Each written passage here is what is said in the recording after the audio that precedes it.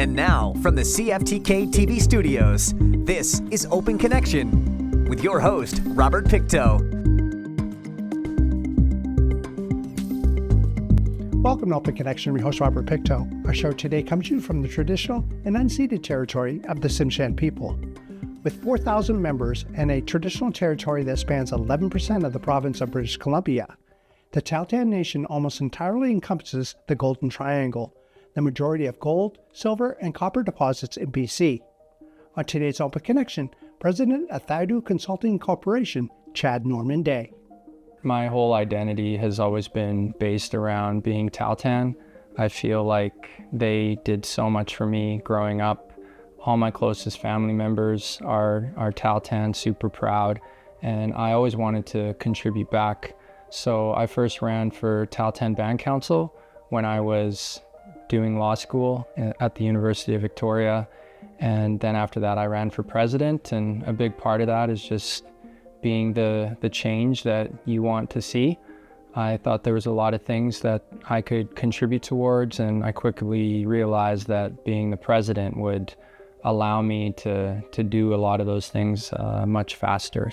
I would like to think being young gave me a lot of energy, a lot of late nights. I always had a huge appetite for learning, listening, speaking with others. So just a lot of hard work, and there was certainly a lot of challenges because Tahltan territory is so large.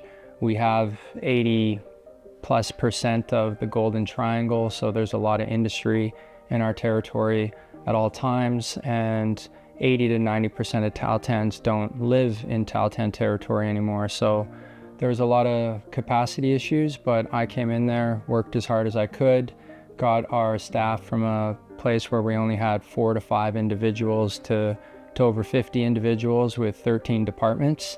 We did a lot of work to recruit people to come and work for the Tahltan Central Government, and most of those people were some of our best and brightest Tahltan members, because as you said, there's a lack of infrastructure.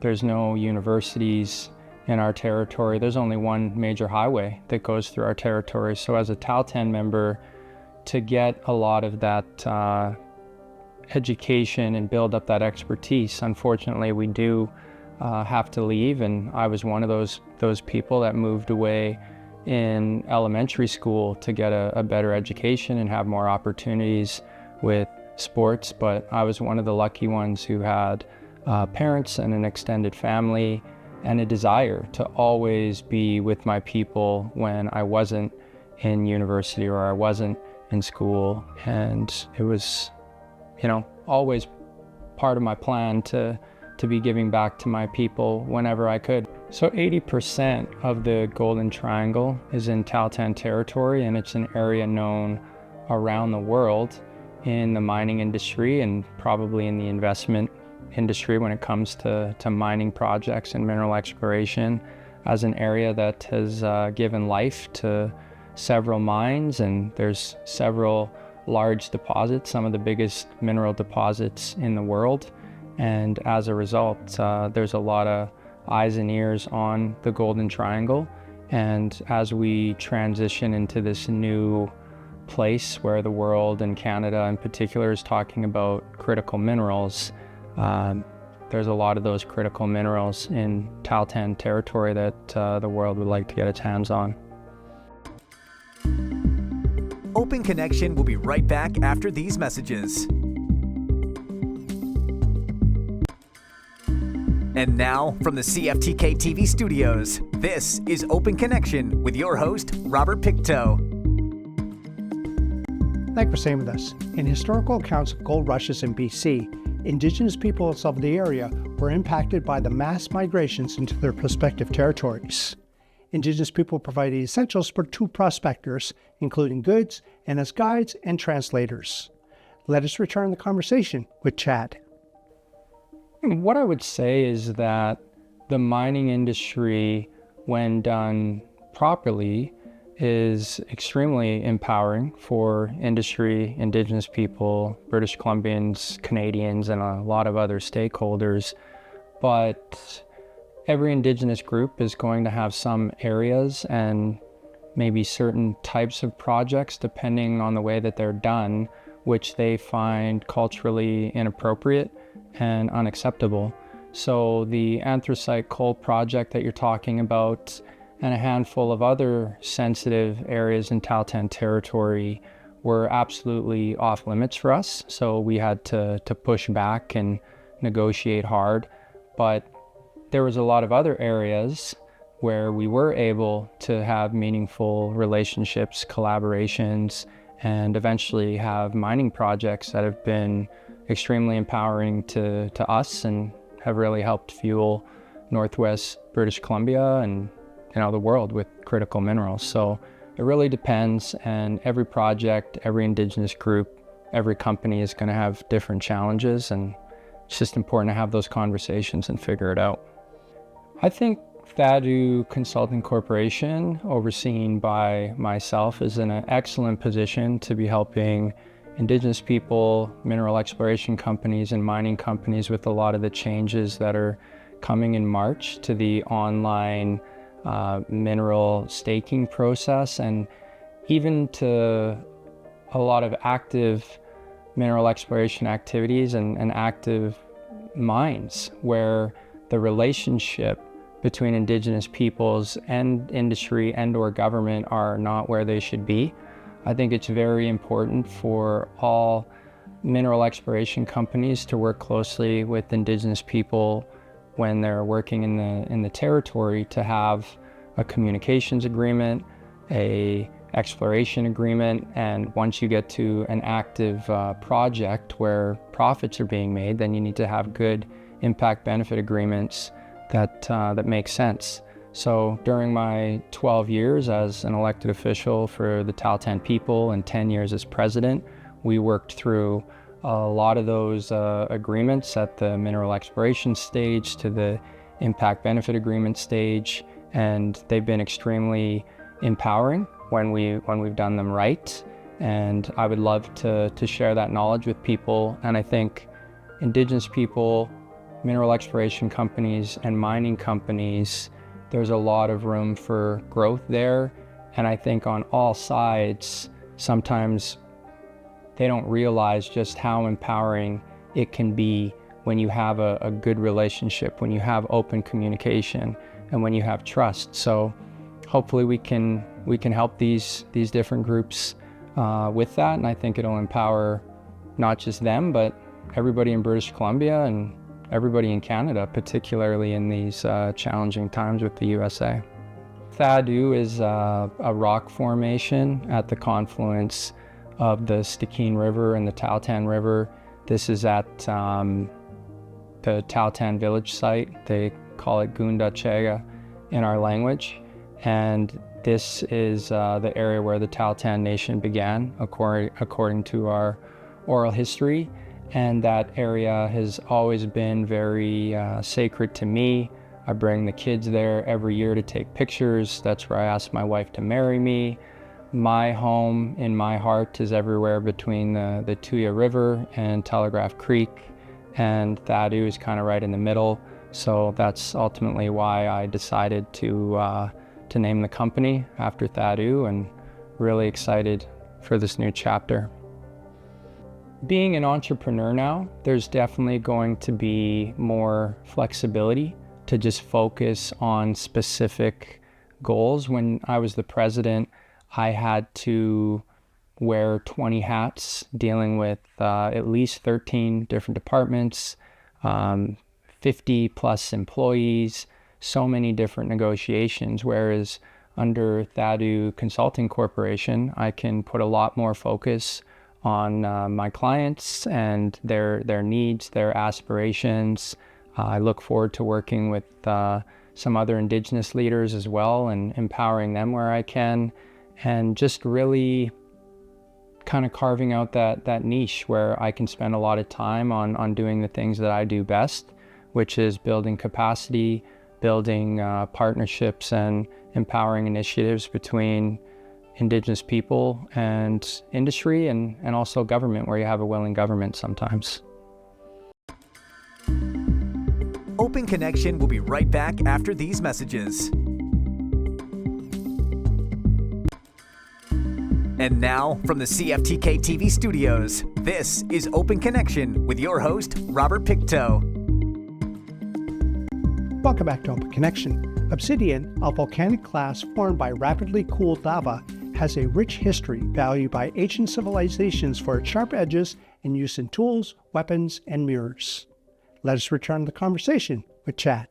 The Tahltan Nation has been mining for several thousand years. We used to be mining obsidian to give us advantages with our weaponry and with our tools, and we wouldn't be where we are today without mining.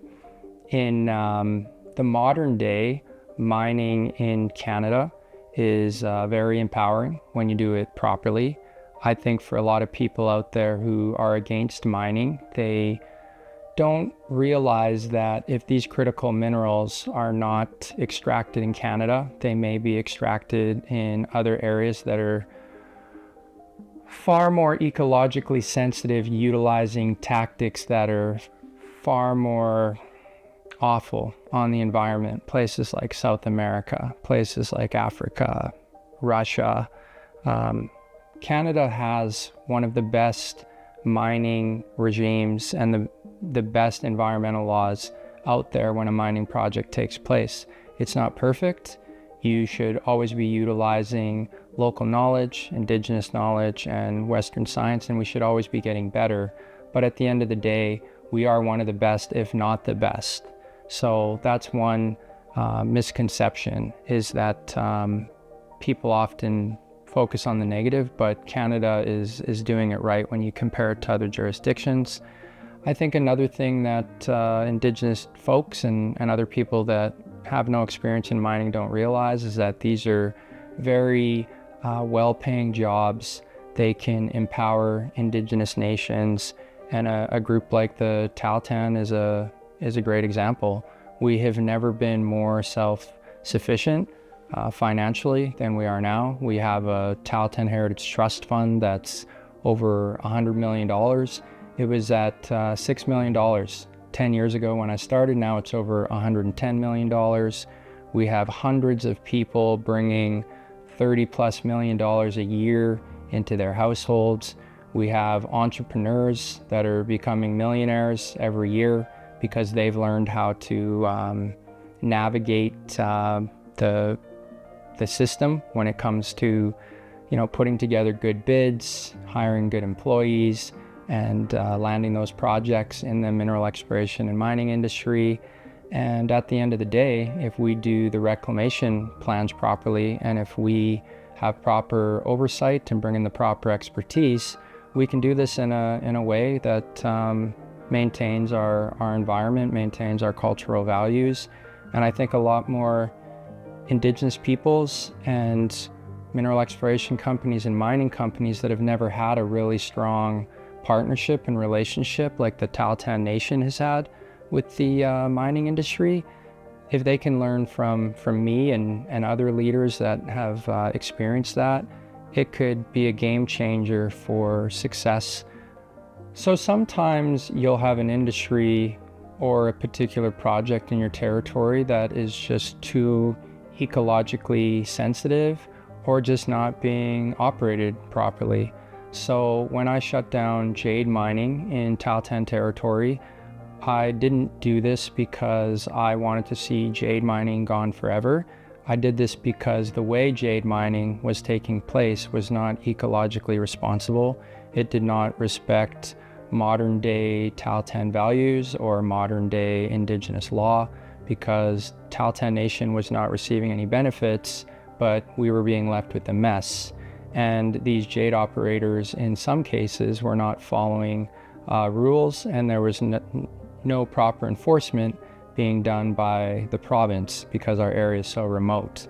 So there are definitely some projects, some industries that are unacceptable according to Indigenous values, and when that happens, unfortunately, sometimes they are forced to take matters into their own hands.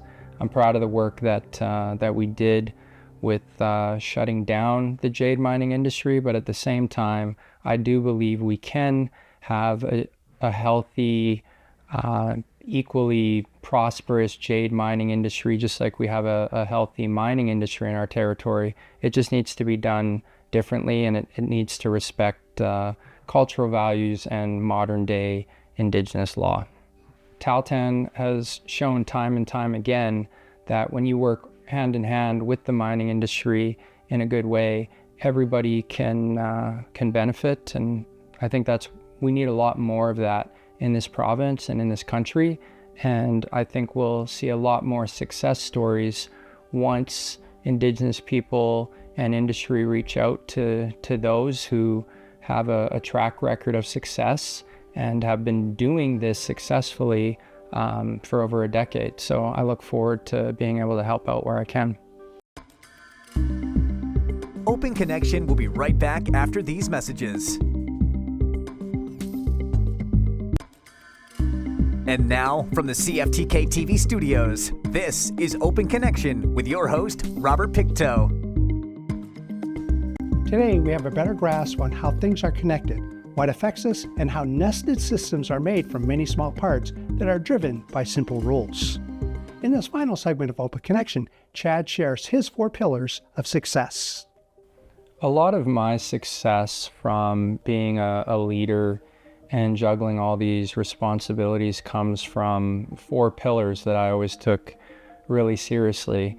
You have your family and all the responsibilities around that. You have your culture/community, which is a huge part of my identity, and staying spiritually and emotionally strong, being out on the land and practicing those traditions. Then you have your health and fitness. It's pretty hard to be an effective leader if you're not healthy yourself.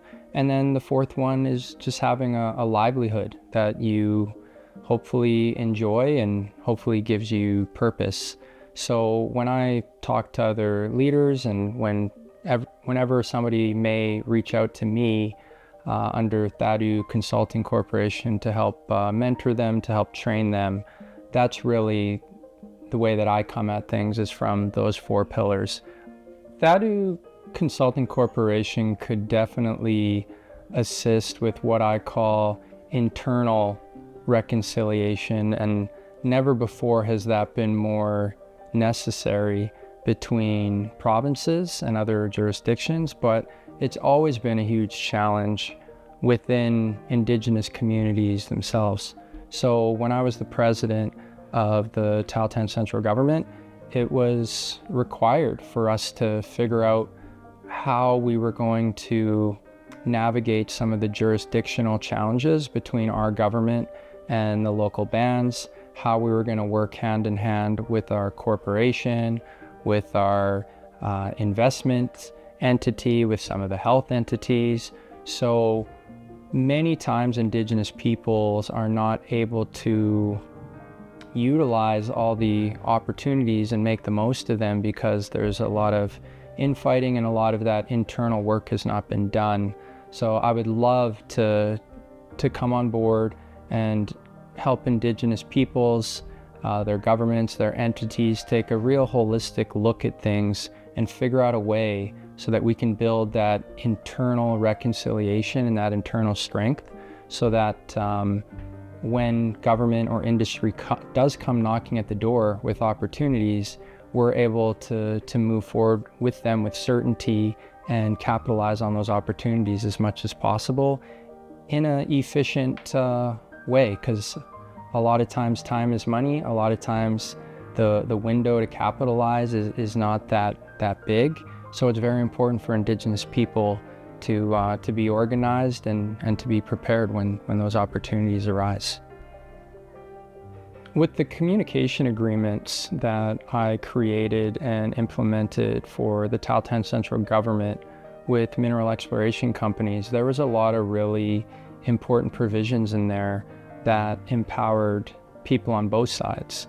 So on the Tahltan side, we had things like funds set aside to bring youth down to major mining events like AME Roundup in Vancouver, PDAC over in Toronto.